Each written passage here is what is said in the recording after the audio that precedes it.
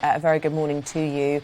It certainly has been like going back in time, hasn't it? Some of the war tactics being put in place by the Russians. Well, the Russians, their plan has culminated now, and they're in a great deal of difficulty.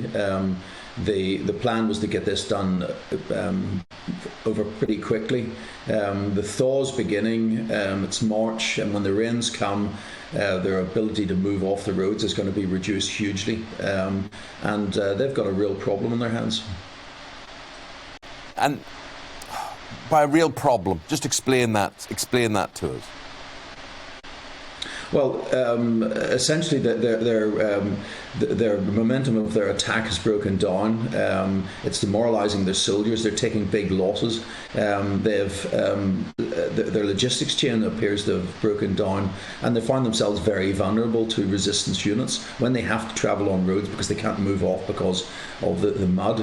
Then they're canalised and they're easy targets for resistance forces. So I think that, again, it's a question of what the overall strategy of ending this war is. There's a possibility that the Ukrainians might have a stalemate. There's a possibility the Ukrainians might even win, because the Russians have been drawn towards Odessa, which is a really important town.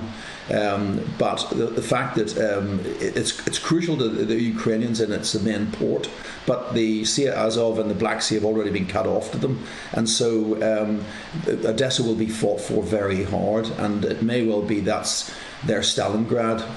That's where ultimately the tide changes.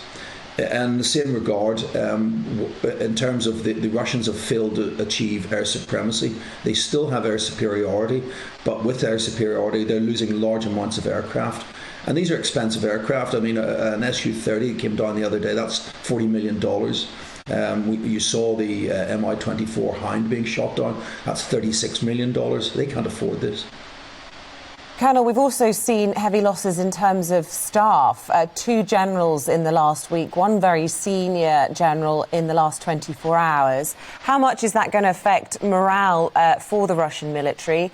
There have been lots of whispers, indeed reports about members of the special forces, for example, actually briefing against Putin and the Kremlin.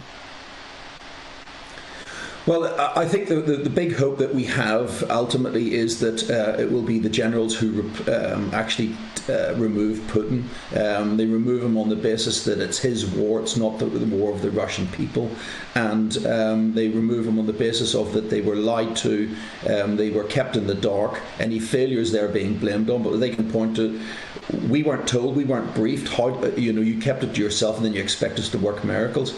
So hopefully there will be a fracture within the Kremlin. That's our best hope, to end this before we stagger towards any talk of an air exclusion zone, which is effectively a declaration of war.